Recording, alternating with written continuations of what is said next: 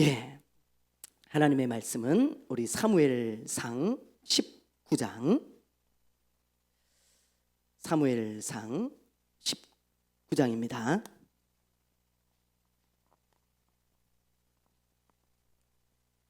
우리 수요 세미나 시간에는요, 우리가 구약 성경을 한 장씩 이렇게 보면서 말씀을 나누고 있습니다.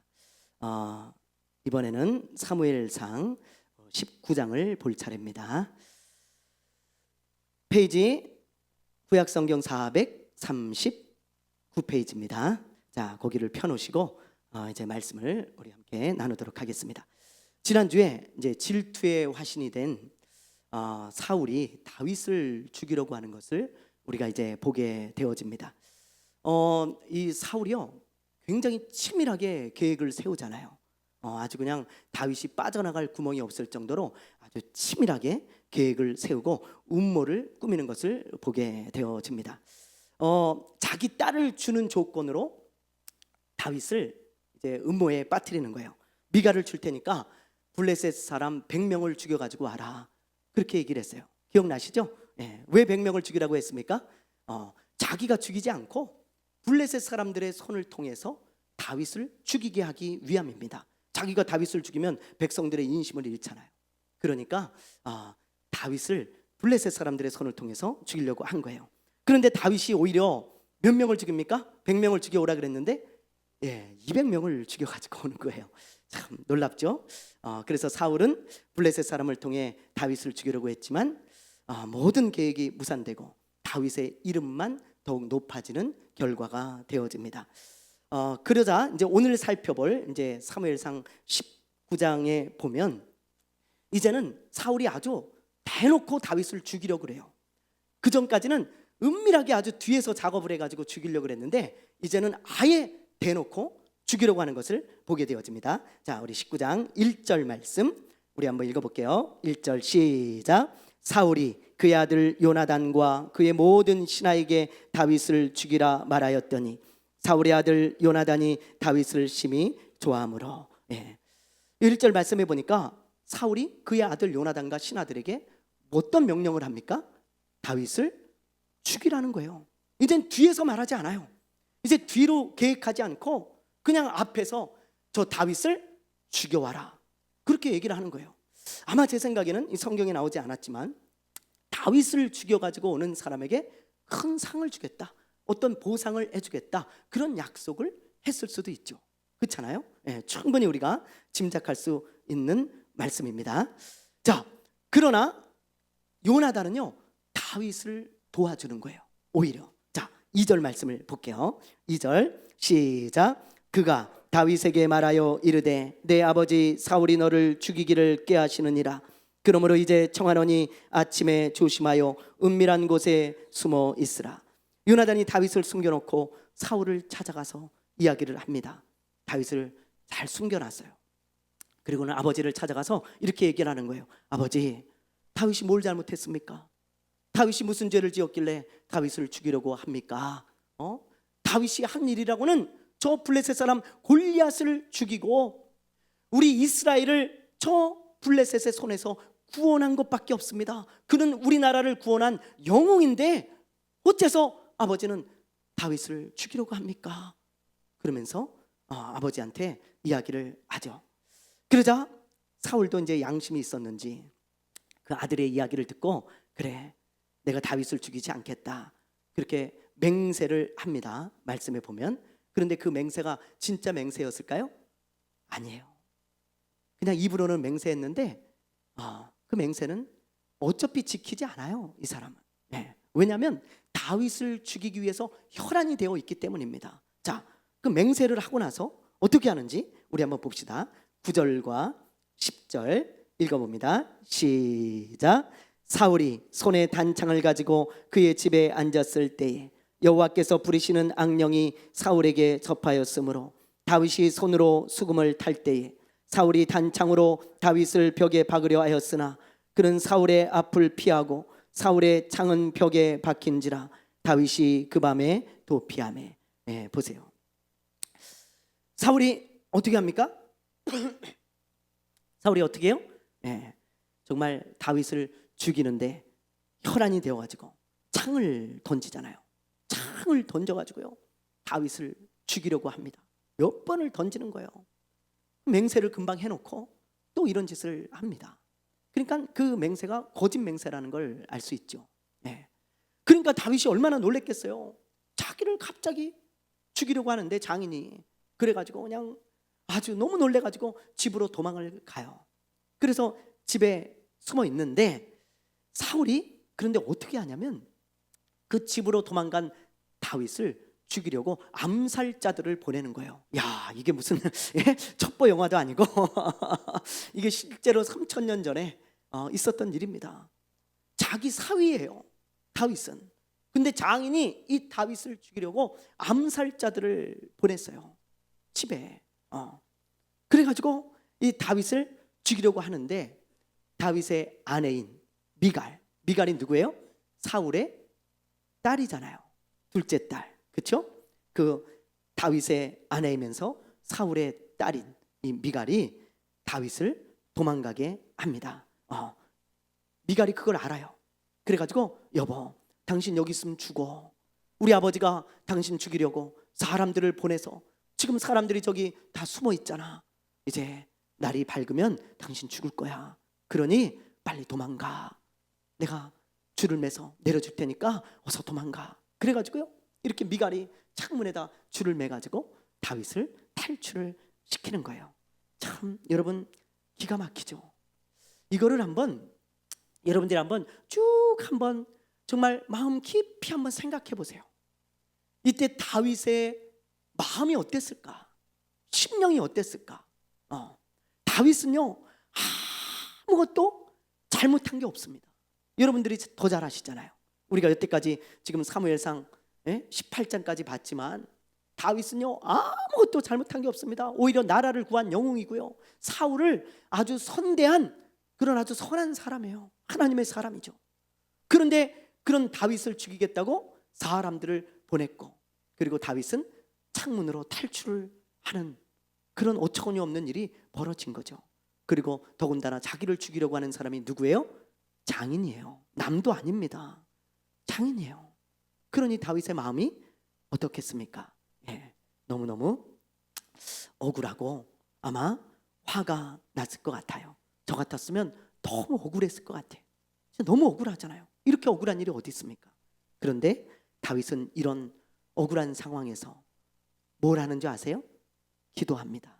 다윗은 어떤 기도를 했냐면 시편 59편이 딱 요때 이렇게 창문에서 탈출을 해가지고 한적한 곳으로 막 달려가가지고 이제 누구 쫓아오는 사람이 없는 그곳에 다 숨어가지고 밤하늘에 하늘을 보면서 하나님 앞에 기도한 게 바로 딱 시편 59편이에요. 우리가 지금 다윗의 이야기를 보잖아요. 다윗은 시편을 많이 썼죠.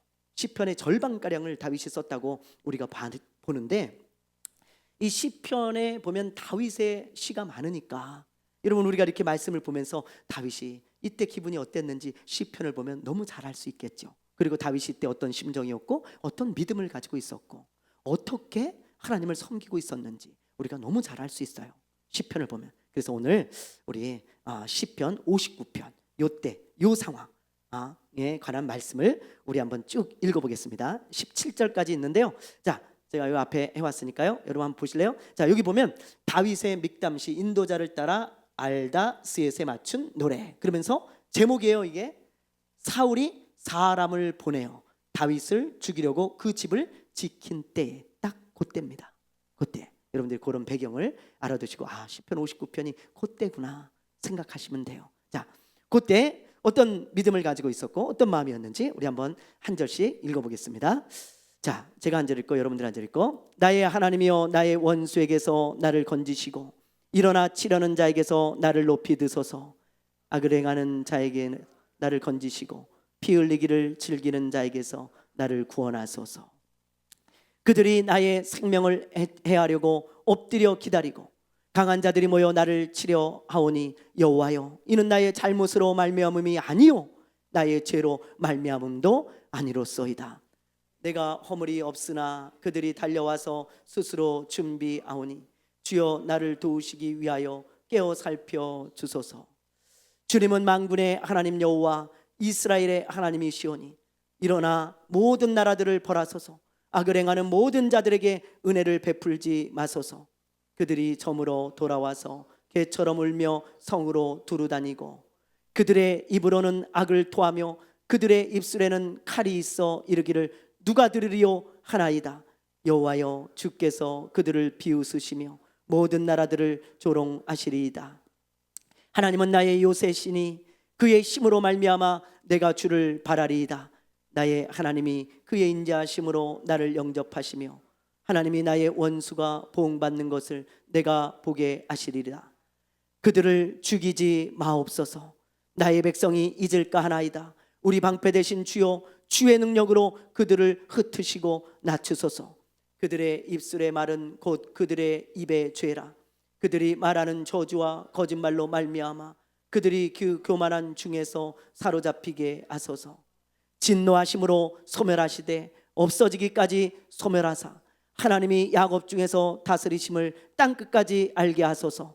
그들에게 저물어 돌아와서 개처럼 울며 성으로 두루다니게 하소서. 그들은 먹을 것을 찾아 유리하다가 배부름을 얻지 못하면 밤을 새우려니와 나는 주의 힘을 노래하며 아침에 주의 인자하심을 높이 부르리오니 주는 나의 요새시며 나의 환난 날의 피난처이심이니이다. 같이 합니다. 나의 힘이시여 내가 주께 찬송하오리니 하나님은 나의 요새시며 나를 긍휼히 여기시는 하나님이심이니이다. 아멘. 여러분, 이런 시편을 읽어보면 어떤 생각이 듭니까? 너무 놀랍지 않습니까? 이런 상황에서 여러분 이런 기도를 할 수 있다는 게 제가 오늘 말씀을 다시 한번 읽으면서도요 너무 놀랐어요. 진짜 다윗의 그 신앙 앞에, 믿음 앞에 정말 겸손해질 수밖에 없더라고요. 제가 보니까 다윗은요 지금 1절과 3절을 읽어봐도 알겠지만 하나님 나는 아무런 죄가 없습니다. 하나님이 더 잘 아시죠. 사람들이 다 나를 죽이려고 달려들어도 나는 죄가 없다는 것을 하나님이 더 잘 아십니다. 그러니 의로운 재판장이시는 하나님께서 나를 도와주시고 나를 건져주시고 나를 보호해 주십시오. 그렇게 기도하고 있어요. 그리고 지금 16절과 17절에 보면 하나님은 나의 요새시며 나의 피난처이십니다. 내가 하나님께 피합니다. 그러면서 하나님 앞에 맡기고 있는 다윗의 모습을 보게 되어집니다. 여러분, 하나님이 피난처라는 건 무슨 말일까요? 하나님께 다윗은 늘 피했거든요. 어려움이 있을 때마다, 어떤 일이 있을 때 하나님께 맡긴다는 의미예요. 하나님은 나의 피난처시니까 내가 하나님께 피합니다. 하나님, 내가 이걸 맡기오니, 이 일을 맡기오니 하나님 이 일을 맡아주시고 나의 억울함을 풀어주시고 나를 도와주시고 나를 지켜주시고 나를 보호해 주십시오. 그게 다윗의 믿음이고 기도였습니다. 여러분, 저는 이걸 보면서요 다윗이 새삼 위대하게 느껴졌어요. 억울한 일을 당하면요 대부분의 사람들은 어떤 반응을 보일까요? 억울한 일을 여러분이 당했어요. 그럼 어떤 반응을 보여요? 당장 고소하죠. 네? 당장 고소하잖아요. 그렇죠? 네. 아니면 사람들을 모아가지고 싸우겠죠. 대적을 하겠죠. 다윗은요 힘이 없는 사람이 아니에요. 여러분, 우리가 지난주에 봤지만 천부장입니다. 천부장이면요 지금의 연대장급이에요. 연대장. 예? 1000명의 군사를 다스리는 사람이에요. 그럼 그 1000명을 모아다가 사울을 대적할 수 있어요. 그렇잖아요? 아니면 복수할 수 있습니다. 내가 죄가 없는데 왜 나를 죽이려고 하십니까? 그러면서 저 불의한 사람들 내가 싹 쓸어버리겠다. 그러면서 복수할 수 있잖아요. 그런데 다윗은 그렇게 하지 않아요. 그냥 하나님 앞에 맡기고 도망 다니는 거예요. 이런 바보 같은 사람이 어디 있어요?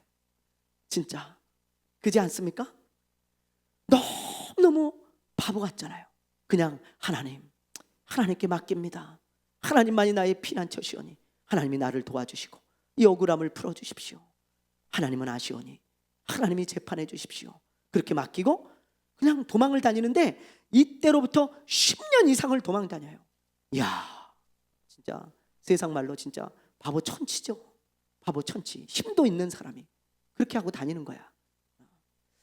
그러나 여러분, 이게 하나님의 사람의 특징입니다. 특징. 성경에 보면요, 하나님의 사람은요, 억울한 일을 당했을 때 하나님께 맡기더라고요. 이게 말처럼 쉬운 일은 아니에요. 진짜 어려운 일이에요. 그런데 하나님의 사람은 성경에 보니까 억울한 일을 당했을 때 자기가 복수하지 않아요. 여러분, 우리 인간의 본성은 그게 안 돼요.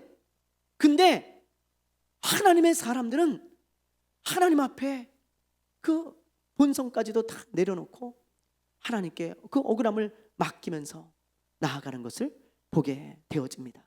네. 어려워요. 그러나 하나님의 사람들은 그렇게 하더라고요. 여러분, 요셉을 보세요. 요셉, 보디발의 아내가 누명을 씌워가지고 감옥에 들어가잖아요. 누명이에요. 누명.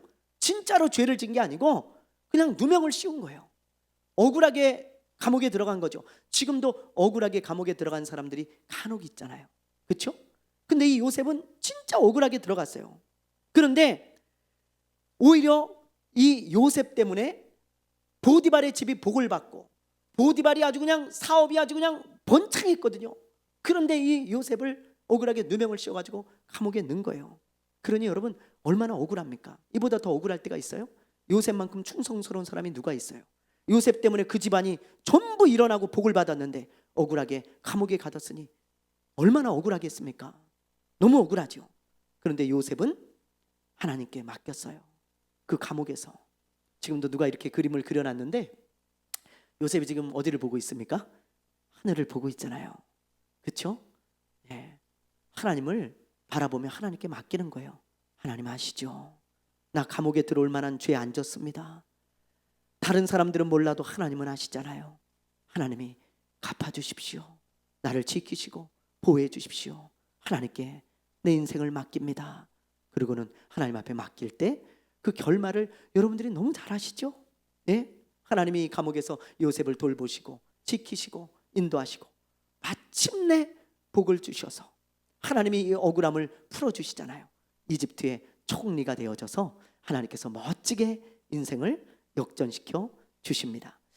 여러분, 다윗도 마찬가지예요. 다윗도, 네? 다윗도요, 하나님께 기도하면서 하나님 앞에 맡겼을 때 그 억울한 일을 하나님이 어떻게 지켜주시고 어떻게 보호해 주셨는지 우리 한번 보겠습니다. 자, 우리 18절 말씀 한번 읽어볼게요. 18절 읽어봅니다. 시작. 다윗이 도피하여 라마로 가서 사무엘에게로 나아가서 사울이 자기에게 행한 일을 다 전하였고 다윗과 사무엘이 나요스로 가서 살았더라. 예. 다윗이요, 이제 갈 데가 없잖아요. 도망쳤는데 집에서. 그래서 어디로 가냐면 사무엘이 있는 라마로 갑니다. 여기 보세요, 이 지도를. 여기 기브아가 지금 사울이 있었던 곳이에요. 다윗과. 그런데 여기 라마 나옳.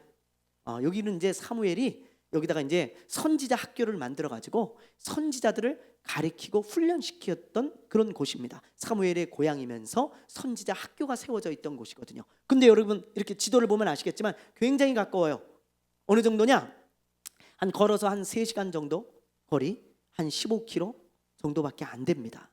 그러니까 너무 가깝죠. 그 다윗이 어디로 갈까 하다가 생각나는 데가 사무엘밖에 없는 거예요. 그래서 사무엘 선지자에게로 뛰어갔어요. 다윗의 영적인 멘토죠. 뛰어가가지고 이 라마 나요스에 있는 사무엘을 만나게 되어집니다. 그러니 뭐 사무엘이 잘 맞아줬겠죠. 아마 다윗이 왜 사무엘을 먼저 찾아갔을까? 제가 오늘 말씀을 묵상하면서 생각했을 때 아마 이런 생각이 들었을 수 있을 것 같아요. 다윗이 생각하기를 아무리 사울이 나를 죽이려고 해도 내가 사무엘과 함께 있으면 나를 죽이지는 못할 거야. 그런 생각이 들지 않았겠어요? 왜냐하면 사무엘이 하나님의 사람이라는 것은 누구나 아는 거예요.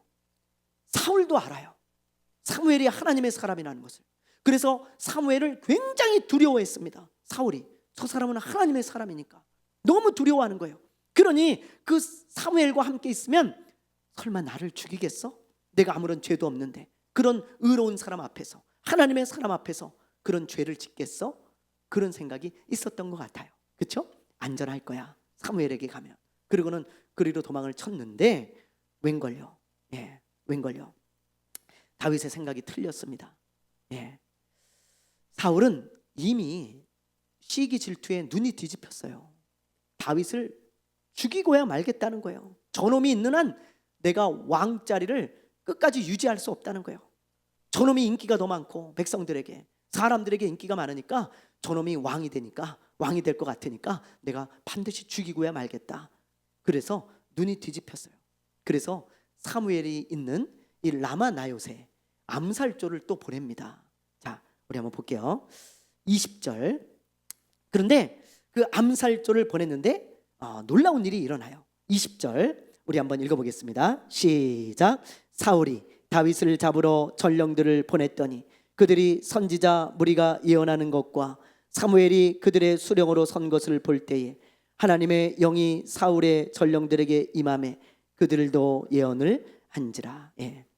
사울이 다윗을 죽이라고 암살조를 보냈는데 그 암살조가 도착해가지고요, 사무엘 선지자를 보는 순간 하나님의 영, 성령님이 역사하시는 거예요. 그래가지고 그 다윗을 죽이러 간 사람들이 갑자기 미친 사람처럼요 두 손을 들더니 막 하나님을 찬양하고 하나님께 막 기도도 하고 그리고 막 예언도 하고 이상한 소리도 하고 막 이럽니다. 그러더니 또 막 누워가지고 막 이상한 소리를 해대고 막, 그러니까 막 제정신이 아닌 거예요. 하나님의 역사죠. 다윗을 보호하고자 하는, 지키고자 하는 하나님의 놀라운 역사예요. 그런데 그 소식을 사울이 들어요.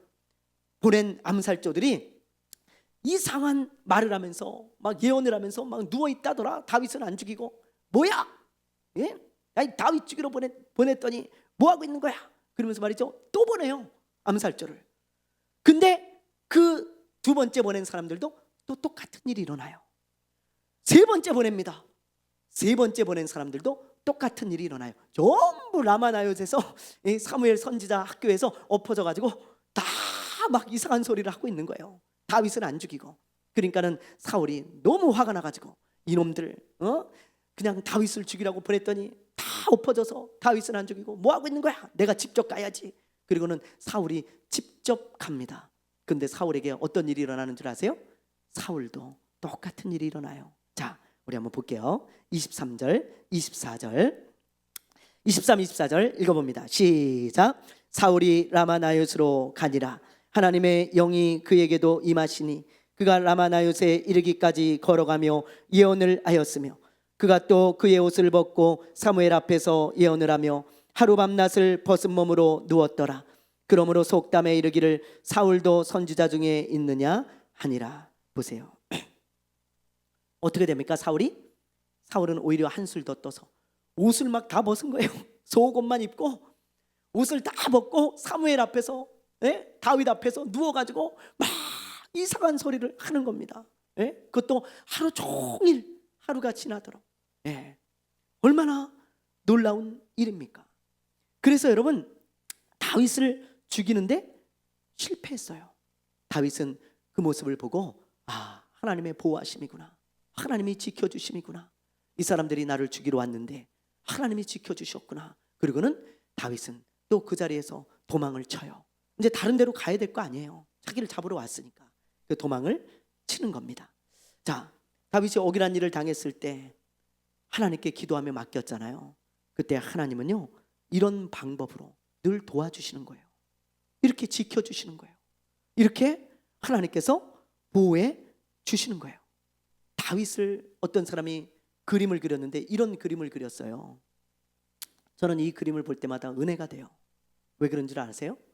다윗이 어디를 보고 있어요? 하늘을 보고 있어요. 어떤 사람이 솔로몬의 그림을 그렸는데 솔로몬은 앞을 보고 있습니다. 다윗은 언제나 하늘을 보고 있어요. 하나님께 기도하며 자기 인생을 맡기는 거예요. 그때마다 하나님은 이 다윗을 놀라운 방법으로 지켜주시고 보호해 주셨습니다. 앞으로 우리가 다윗 이야기를요 지금 이제 계속 보게 될 텐데 이런 것보다 더 놀라운 하나님의 보호하심과 기적과 지키심이 너무 많아요. 너무 많아. 여러분 지금도 보세요. 꼼짝없이 다윗이 죽을 수밖에 없는 그런 상황에서 하나님의 영이 역사해가지고 다윗을 지키고 보호하는 것을 보세요. 그런 상황이 다윗의 인생 가운데 너무 많았습니다. 그게 왜 그랬다는 거예요? 하나님께 맡기는 인생을 살았어요. 다윗은 억울한 일을 당할 때 자기가 복수하지 않고 하나님께 맡기는 인생을 살았더니 하나님께서 대신 갚아주시잖아요. 그거를 성경을 통해서 또 다윗을 통해서 우리에게 가르쳐 주시는 것입니다. 우리는 다윗에게 배워야 돼요. 살다 보면 억울한 일을 당할 때가 있어요. 저도 그렇고 여러분들도 그렇고, 그렇죠? 네. 여러분들도 그런 일들을 종종 경험해 왔고 앞으로도 경험하게 될지도 모릅니다. 나는 아무런 잘못이 없어요. 근데 누군가가 자꾸 나를 해하려고 해요. 나를 자꾸 미워해요. 그래서 나를 어렵게 만드는 사람들이 있어요. 나는 아무런 잘못이 없는데 너무 억울하잖아요. 얼마나 억울합니까? 여러분, 그렇죠? 그럴 때 우리는 어떻게 해야 될까요? 예? 어떻게 해야 될까요? 복수할까요? 여러분? 예? 아니면 저 사람이 나를 해하려고 했으니까 나도 해야 할까요? 예?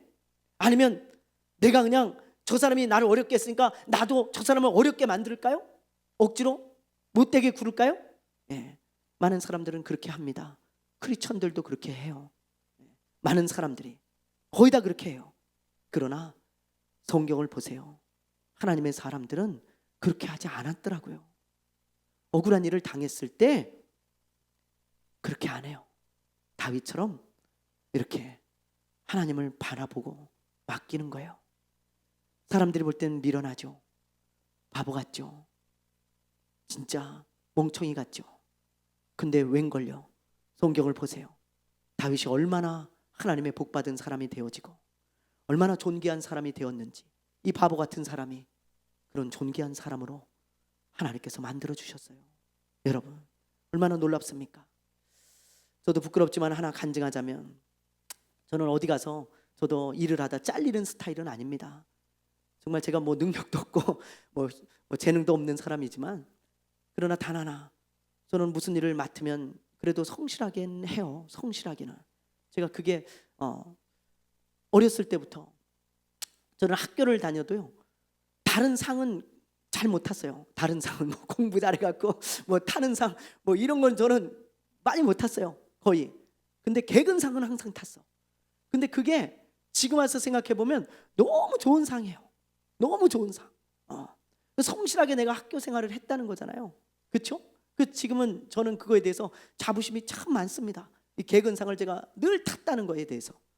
저는 그래서 뭐 일을 할 때도 제가 다른 거는 몰라도 그래, 뭐 능력은 없지만 성실하게는 하자. 뭐든지 성실하게는. 그런 주의인데, 그런데 제가 목사 안수를 받기 전에 어떤 교회에서 전도사로 일을 하다가 잘렸어요. 네, 처음 잘려봤습니다. 알바를 하다가도 잘려본 적이 없어요, 저는. 근데 전도사 사역을 하다가 처음 잘려봤어요. 난생 처음 경험해봤어요, 그 잘리는 것을. 저는요, 정말로 아무 잘못도 하지 않았습니다. 하나님이 다 아세요. 하나님이. 그런데 제가 잘못한 것이라고는 목사님께 진심 어린 충고를 한 것뿐이에요. 진심 어린 충고. 부사역자로서 목사님께 정말 진심으로 충고를 하나 했어요. 근데 그 목사님이 기분이 나쁘셨는지 저보고 그만두래요. 억울하죠. 내가 뭘 잘못했는데 제가 갑자기 졸지에 어딜 가라고, 갑자기 당장 나가라 그러면 졸지에 저보고 어디 가라는 거예요. 저 준비도 안 된 상태에서. 예? 저를 아끼는 성도들도 다 화를 내는 거예요. 저한테 전화를 해서 어떻게 그럴 수가 있냐고, 어떻게 그럴 수가 있냐고. 근데요, 아무 얘기하지 않고 그냥 나왔어요. 그냥 아무런 분란도 일으키지 않고, 알겠습니다, 목사님. 그리고는 그냥 나왔어요. 그냥. 하나님이 아시니까. 그리고는 하나님께 기도했습니다. 하나님, 저 잘렸습니다. 처음입니다. 하나님, 저 이제 갈 데도 없고요. 당장 월급도 안 들어오고요. 하나님, 저 이제 어떡하죠? 어떻게 할까요? 그러고선 하나님 앞에 맡긴다고 얼마나 기도했는지 몰라요. 그로부터 몇 달 후에 그 교회를 나온 성도들이 있었습니다. 그 교회를 나온 성도들이, 그 교회가 문제가 있어가지고 성도들이 좀 나왔었어요. 근데 그 성도들한테 연락이 오는 거예요. 전사님, 같이 개척합시다. 개척하신다며요. 같이 개척합시다. 그렇게 모여든 사람이 10여 명이 됐어요. 10여 명이. 제가 연락한 것도 아니에요. 그분들이 연락해가지고 어디서 모이자 그래가지고 모였는데 다 모이고 보니까 10여 명이에요. 그래서 우리 교회가 이렇게 세워진 거 아니겠습니까? 여러분, 얼마나 감사해요.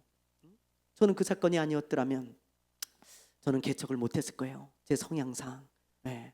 저는 뭔가를 막 이렇게 벌리는 스타일이 아니기 때문에 네. 개척하지 못했을 거야. 근데 우리 하나님께서 더 좋은 길로 인도해 주셔서 여러분같이 좋은 성도들을 만났어요. 저는 얼마나 그게 감사한지 몰라요. 여러분같이 좋은 성도들하고 신앙생활 하고 있다는 게 너무 감사해요. 제 인생의 가장 큰 선물입니다. 여러분들은, 우리 성도들은. 여러분, 제가 가만히 그 일을 돌아보니까 그렇게 억울한 일이 있었을 때 하나님 앞에 맡기니까 하나님이 더 좋은 길로 항상 인도해 주시고 지키시고 신원해 주시더라고요. 여러분, 이게 말처럼 쉽지는 않습니다. 정말 어려워요. 저도 그렇게 못할 때가 많아요. 그런데 우리가 이런 말씀을 보면서, 그래, 다윗은 힘이 있었지만 하나님께 맡기고 도망 다녔구나. 하나님께서 갚아주시길 바라며 그냥 도망 다녔구나. 그때 하나님이 사울을 정말, 하나님께서 억울한 일을 다윗에게 갚아주셔서 사울을 패하시고 다윗을 세워주셨구나. 그걸 우리가 깨달을 수 있는 거죠. 여러분, 억울한 일을 당했을 때 다윗처럼요, 이를 악물고 하나님께 맡겨보세요. 내가 복수하면 안 됩니다. 여러분, 내가 복수하면 속은 시원해도 여러분, 문제가 더 커지고 여러 가지 실수를 하게 돼. 근데 하나님께 맡기면 실수가 없어요. 하나님 멋지게 갚아주십니다. 진짜로. 여러분, 하나님을 경험하는 여러분들 되시기를 바라요. 아멘. 아멘. 자, 이제 마지막으로 우리 20장 1절부터 23절까지 말씀을 볼 텐데요. 여기 보면 다윗이 요나단을 만나가지고 이런 이야기를 하는 거예요. 자, 1절 말씀을 우리 한번 보겠습니다. 1절, 다윗이 라마나요스에서 도망하여 요나단에게 이르되 내가 무엇을 하였으며 내 죄악이 무엇이며 내 아버지 앞에서 내 죄가 무엇이기에 그가 내 생명을 찾느냐.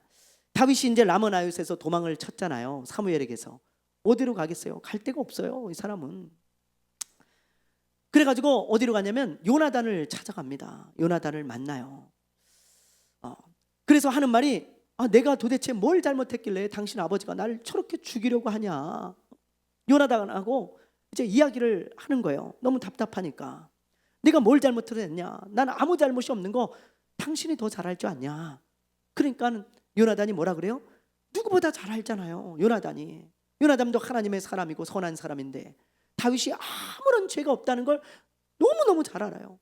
그래, 다윗아, 내가 잘 안다. 근데 우리 아버지가 너를 죽이려고 하니 이거 어떻게 했으면 좋겠냐. 그래서 다윗이 이런 제안을 해요. 형님, 제가 제안을 하나 할게요. 뭔데? 사울 왕이 나를 진짜 죽이려고 하는지 아니면 그냥 잠시 잠깐 저렇게 헷가닥 해가지고 저러는 건지 제가 한번 알아보고 싶습니다. 어떻게? 이제 며칠 있으면은 초하루가 되잖아요. 초하루는 매월 1일을 말하는 거예요. 그 매월 1일이 되면은 가족들끼리 하나님 앞에 예배를 드리고, 그러니까 제사를 드리고, 그리고 나서 가족들끼리 식사를 하는 시간이 있어요. 식사를. 그런데 매월 초하루가 되면 이제 가족들끼리 식사를 해야 되니까 다윗도 사울과 함께 밥을 먹어야 됩니다. 왜요? 다윗은 사울의 뭐예요? 사위잖아요. 그러니까 온 가족이 모여가지고 하나님께 예배를 드리고 밥을 먹는 시간이에요. 그 시간은. 근데 다윗이 그 자리에 가지 않겠다는 거예요. 그러면 분명히 사울이 물어보잖아요. 왜 다윗은 안 왔냐? 그때 요나단에게 이렇게 말을 하라는 거예요. 다윗은 저 자기 고향 베들레헴에 가서 자기 아버지와 가족들하고 같이 예배드리고 식사를 하고 싶다 그래서 내가 보내줬습니다. 그렇게 얘기했을 때 사울이 그래? 그래, 알았다. 그리고 별일이 아닌 것처럼 넘어가면 다윗을 죽이려고 하는 마음이 별로 없는 거고, 만약에 화를 내면서 당장 그놈을 잡아와라 그러면 나를 죽이려고 하는 게 100% 맞다, 어떻게 해서든지 나를 죽일 거다, 그렇게 말을 하는 거예요. 왜 그런 말을 했냐면 다윗이 왕이 되려고 한다고 생각하잖아요, 사울은. 그런데 자기 고향에 가서 제사를 드린다는 것은 자꾸 자기의 정치적인 입지를 넓힌다고 생각을 하는 겁니다. 그래서 자기 고향을 중심으로 해가지고 딱 왕이 되려고 한다고, 반란을 일으키려고 한다는 그런 생각을 사울이 하고 있는 거예요. 하고 있는 거예요. 그렇잖아요. 영남권, 호남권, 우리도 이렇게 정치적인 기반이 있잖아요. 그 당시 왕들은 고향이었어요. 정치적인 기반이 자기 지파 사람들이니까. 그렇잖아요. 그래가지고 이제 그렇게 알아보자. 그래서 만약에 어떤 결과가 나오든 나한테 알려줘라, 다윗이 그렇게 얘기를 하는 거예요. 그러니까 요나단이 알겠다, 내가 알려줄게. 어떻게 알려줄 거냐, 너 저 들에 가서 숨어 있어라. 그럼 들에 가서 딱 숨어 있으면 내가 아버지의 마음을 알아보고 내가 만약에 화살을 들에다가 쏠 텐데 화살을 슝 쏴가지고 내가 이런 이야기를 할게. 화살이 저쪽으로 날아갔다 그러면 우리 아버지가 너를 죽이려고 하는 게 아니다. 그러니 왕궁으로 돌아와라, 도망가지 말고. 그런데 화살을 쐈을 때 화살이 네 앞쪽에 있다 그러면 우리 아버지가 널 죽이려고 하는 거니까 빨리 도망쳐라, 너 죽는다, 돌아오면. 그렇게 이야기를 해준 거예요. 약속을 했어요. 사인을 한 거예요. 그러니까 다윗이 알겠다고, 나 좀 꼭 좀 살려달라고, 나 아무런 죄가 없으니까 날 꼭 살려달라고. 그래서 알았다고. 그래서 요나단은 이제 아버지의 마음을 알아보러 가는 거예요. 이 사울이 어떤 반응을 보였을까요? 그것은 다음 주에 우리 어떤 반응을 보였는지 그것은 다음번에 커밍순 우리가 알아보도록 하겠습니다. 자, 오늘은 여러분들과 함께 나누고 싶은 말씀이 있어요. 자, 무슨 말씀이냐? 17절입니다. 20장 17절 우리 한번 읽어보죠. 20장 17절 시작. 다윗에 대한 요나단의 사랑이 그를 다시 맹세하게 하였으니 이는 자기 생명을 사랑한 같이 그를 사랑함이었더라. 아멘. 여기 보면 요나단이 다윗을 사랑하는데 어느 정도 사랑합니까? 여기 보면 자기 생명을 사랑한 같이 그를 사랑했다 그랬어요. 요나단과 다윗의 관계를 생각해 보면 이럴 수가 없어요. 그렇죠, 여러분? 이럴 수가 없잖아요. 요나단은 누구예요? 사울의 큰아들이에요. 그러면 사울 왕 다음에 누가 왕이 돼요? 자기가 왕이 돼요. 왕자입니다. 세자예요. 우리나라 말로 말하면 다음 왕이 될 사람이에요. 그런데 다윗이 지금 왕이 될 수도 있어요. 그렇죠? 사울의 말대로 백성들에게 제일 인기가 좋으니까 다윗을 왕으로 세우자 그래버리면 이제 뭐 나라가 쪼개지든지 아니면 다윗이 왕이 되는 거죠. 그런데 요나단은 그걸 잘 알고 있는데도 어떻게 사랑할까요? 어떻게 사랑할까? 야, 이게 가능합니까? 정치적인 적인데 같은 밥을 먹다가도 정치적인 색깔만 다르면 원수 되잖아요. 그렇죠? 이번에 이천수 씨 이야기 들어보니까 축구 선수 이천수, 그분이 이제 어느 한 정당을 지지했잖아요. 근데 그 부인은 다른 정당인 거야. 그래갖고 엄청 싸웠다잖아요. 얼마나 싸웠는지 아주 그냥 대판 싸웠다 그러잖아요. 이혼할 뻔했다 그랬다 그랬더라고요. 얼마나 싸웠는지. 부부도 그래요. 정치적인 게 다르면. 그런데 이건 정적이야. 정적. 김정은이가 조금만 자기한테 반란을 일으키고자 하는 낌새만 보여도 다 죽이잖아요. 자기 형까지 죽이고 자기 외삼촌인가요? 장성태? 고사포로 쏴서 죽였잖아요. 외삼촌도. 한 1,500명 정도를 숙청시켰다 그래요. 알려진 바에 의하면. 무지하게 피를 많이 흘린 거죠, 여러분. 그런데 그런 다윗을 어떻게 사랑하냐고. 말도 안 되잖아요. 그리고 그뿐이 아닙니다. 그뿐이 아니고 요나단은요 다윗을 자꾸 도와주잖아요. 그리고 아버지한테 다윗에 대한 좋은 얘기를 해주죠. 그러니까 사울이 어느 순간 열이 받쳐가지고 요나단을 죽이려고 그래요. 요나단까지도 죽여버리려고 그럽니다. 왜? 이 밀어난 놈 다윗이 왕이 된다고 하는데 너는 다음 왕이 될 놈이 그렇게 물러터져가지고 넌 나하고 합세해가지고 쟤를 죽여야지. 넌 어떻게 죄를 돕고 죄를 좋게 얘기하냐? 그러면서 열이 받쳐가지고요, 요나단을 죽이려고 그래요. 자기 목숨을 걸고 다윗을 도와주는 거예요. 이 요나단은 그 정도로 다윗을 사랑했습니다. 저는 이런 요나단을 보면서 예수님의 사랑이 생각났어요. 예수님의 사랑. 예수님의 사랑은 어떤 사랑이에요? 때문에의 사랑이 아니고 불구하고도의 사랑이에요. 그럼에도 불구하고 사랑하는 겁니다. 그러니까 예수님의 사랑은 자기의 유익을 구하지 않는 거예요. 상대의 유익을 구하는 사랑이었어요. 많은 사람들은 때문에의 사랑을 해요. 나한테 필요하기 때문에, 나의 유익이 되기 때문에, 나한테 도움이 되기 때문에 그 사람을 가까이 하고 사랑해요. 그게 많은 사람들이 하는 사랑의 방식이에요. 나한테 유익이 없어 봐요, 당장 뒤돌아섭니다. 그게 사람들입니다. 사람의 모습이에요.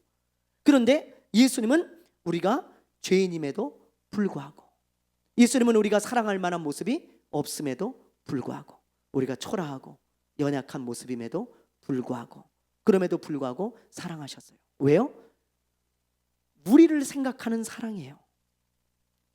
본인을 생각하는 게 아니고 상대를 생각하는 사랑이었습니다. 그런데 요나단이 지금 그런 사랑을 하고 있잖아요. 자기의 유익이 아니라 다윗의 유익을 구하고 있는 것입니다.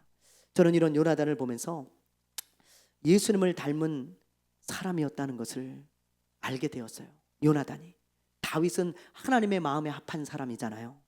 요나단은 예수님을 닮은 사람이에요. 예수님을 닮은 사람.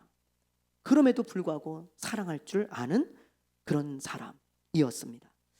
여러분, 우리가 예수님을 닮은 사람이 되면 얼마나 좋겠어요. 그렇죠? 오늘 요나단을 보면서 그런 생각이 문득 들었어요. 우리가 10년, 20년, 30년 신앙생활을 했는데 예수님을 닮은 모습이 10% 돼요? 20% 돼요? 안 되는 것 같아요. 여러분, 저도 30년 신앙생활 했거든요. 근데 예수님을 닮은 모습이 10%라도 있을까? 예? 얼마나 있을까? 조그만 모습이라도 있을까? 자신이 없잖아요. 예수님을 닮은 모습이 우리에게 있다면 얼마나 좋겠어요. 신앙생활한 연수가 중요한 게 아니고 예수님을 닮아가는 게 중요한 것입니다. 여러분, 그게 신앙의 목표고, 우리가 이 세상에서 천국 가지 않고 살아있는 동안 우리가 해야 될 일이에요. 예수님을 닮은 모습으로 우리가 살아가는 것, 그게 하나님이 우리에게 가장 바라시는 것입니다. 근데 우리는 예수님을 닮은 모습이 있냐고요. 30년 40년 신앙생활에도 밤낮 예수님을 닮은 모습은 입밖에 없는 건 아닌지 우리가 생각해 봐야 하는 것입니다. 여러분, 오늘날 한국교회의 위기가 어디서 올까요? 어디서? 오늘 한국교회의 위기는 무슨 성경을 몰라서가 아니에요. 여러분, 어떤 프로그램이 없어서가 아닙니다. 교회에 사람이 없어서가 아니에요. 예수님을 닮은 크리스천들이 없기 때문이에요. 예수님을 닮은 크리스천들, 그런 사람들이 없어요. 여러분, 초대교회는요, 오늘날 한국교회처럼 부유하지도 않았어요. 예배당도 없었습니다. 건물도 크지 않아요. 화려하지도 않아요. 오늘날 목사님들처럼 박사학위도 없었어요. 여러분, 그리고 그 당시 성도들은 뭐 배운 사람들도 아닙니다. 그런데 그 사람들은 예수님을 닮은 모습이 있었어요. 초대교회 성도들은. 성경을 보세요. 그런데 오늘날 한국교회 크리스천들은 너무 똑똑해요. 너무 부자예요. 예배당에 에스컬레이터가 있고, 예배당에 풀장이 있고, 몰처럼 꾸며놨습니다. 그런데 그 안에 예배드리는 성도들은 예수님을 닮은 모습이 별로 없는 것 같아요. 그게 한국교회의 위기가 아니겠습니까? 스테반 집사를 보세요. 스테반 집사, 예수님을 전하다가 돌에 맞아 죽으면서 뭐라 그래요?